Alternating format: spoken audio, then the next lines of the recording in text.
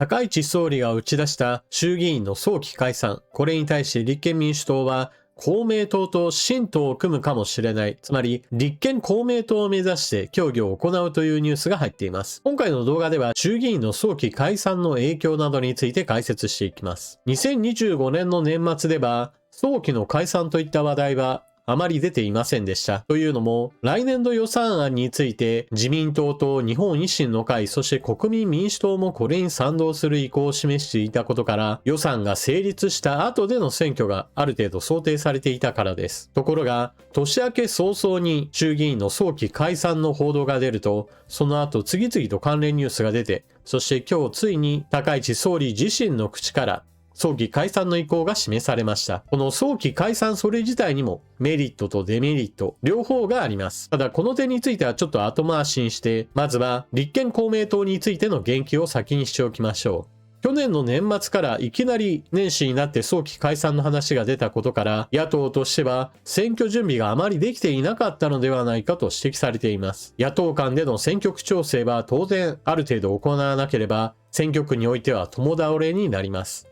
こうした共倒れを防ぐ方法として、それぞれの政党間の協議といったものが行われるのですが、その究極的な形というのが、党を合わせてしまおう新党結成というわけです。高市政権発足後、自民党の政党支持率はあまり回復していません。高市政権そのものの支持率は高いのですが、自民党のこれまでの政権運営に対して不満を持っている人は多く、高市総理は支持するんだけれども、自民党それ自体に対してはあまり応援できないという人は非常に多くいます。しかし、総理の支持率が高い以上、選挙になれば自民党は十分に勝つ確率があり、全く勢いのない立憲民主党としては、このままでは何とかしなければならないと考えたのでしょう。そこで出てきたのが、連立政権から離脱した公明党と手を組むことです。従来の選挙における解説においても、公明党は下支えする役目を果たしており、それぞれの選挙区において1万票から2万票の票を自民党候補者にも入れていたと言われています。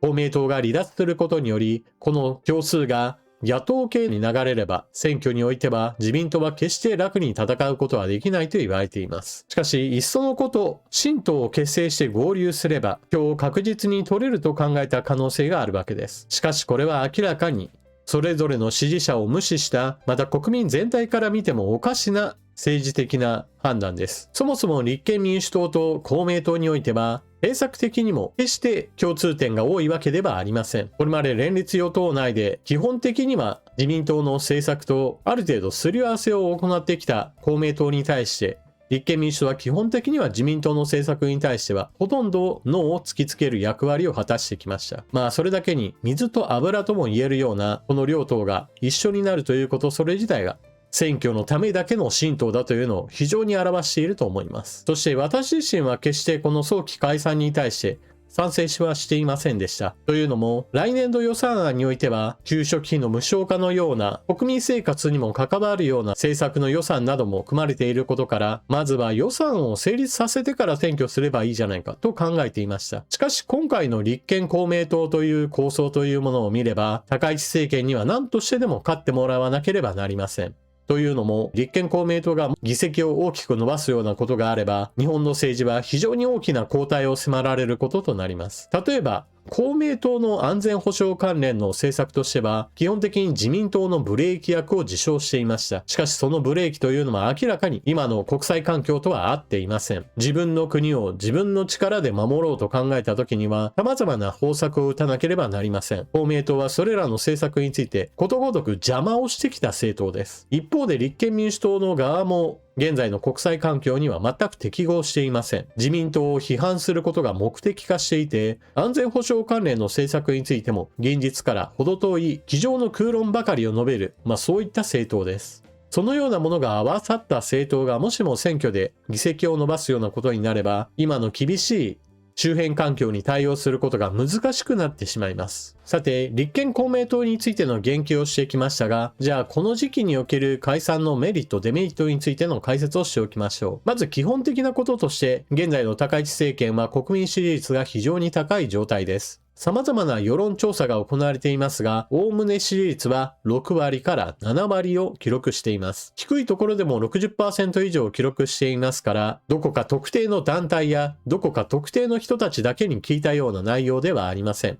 それこそ立憲民主党の支持者の人たちにしてみれば、このような世論調査の結果は捏造であるというような指摘などもしています。しかし、政権に対して批判的な報道機関も含めての世論調査ですから、支持率が高いということそれ自体を捏造だと指摘する方が現実を直視していません。このような政権支持率というのは、一つのスキャンダルによっても大きな打撃を受けることもありますし、また月日が経つことによってダメージも受けます。例えば高市政権が日本維新の会や国民民主党の協議の末に年収の壁引き上げに合意しました。石破政権でもおおむね受け入れてはいたものの、条件が非常に厳しく、実質的な減税額は限られたものでした。高市政権になって少数与党という立場を考えた上で年収の壁を大きく引き上げてきました。もう一つはガソリンや軽油の暫定税率の廃止。これもまた大筋ではこれまで自民党政治の中では一応は認めてきましたが、実施にはこぎつけてきませんでした。政治的な駆け引きとしてあたかも賛成するかのような約束をしながらも実質的に法律は出さないようにして先延ばししてきたのです。高市政権ではようやく実行に移った、こういった具合にして減税政策を打っています。ところが時間が経つとこうした減税政策といったものはやったことそれ自体を国民もだんだんと評価を忘れていきます。ですから高市政権として次々と減税政策を打ち出すことは財政的には困難です。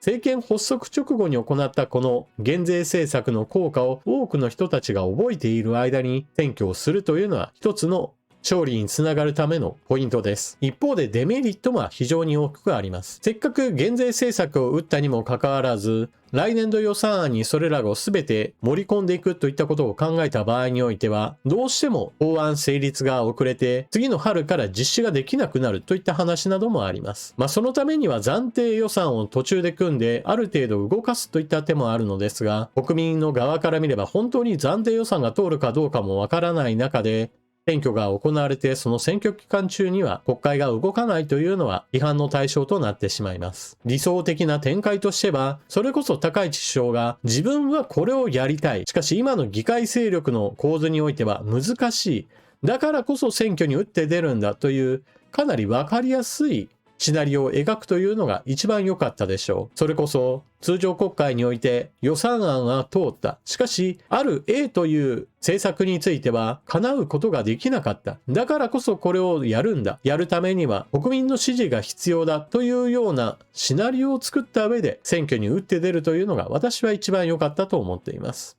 そして、こうした選挙に突入した時に気をつけなければならないことがあります。従来の政権よりも中国に対する姿勢は明らかに警戒モードが高まっています。だからこそ中国からの当たりも強いわけで、日本国内における世論工作も非常に盛んに行われています。選挙の結果として自民党が勝利すれば当然のように今の高市政権はより強固な状態となります。参議院ではまだ少数与党ではあるものの、衆議院でしっかりとした地盤が築ければ基本的には参議院で跳ね返されても衆議院で再度可決させるという手があることから実質的な政権安定度は高まるのです。このような状態を恐れた国にしてみれば日本国内におけるデマやフェイクニュースといったものをどんどんと作って人々を惑わせようとするでしょう。そして私たち国民が選ぶ時にも中国の当たりが強くなったなというのを感じることがあるはずです。その時に中国に対してはっきりと批判できる政党や個人なのかといったところをしっかりと見ておくべきでしょう。例えば今現在であれば中国は政治的な理由をもとにして日本に対するレアアースの輸出規制を実施しています。これは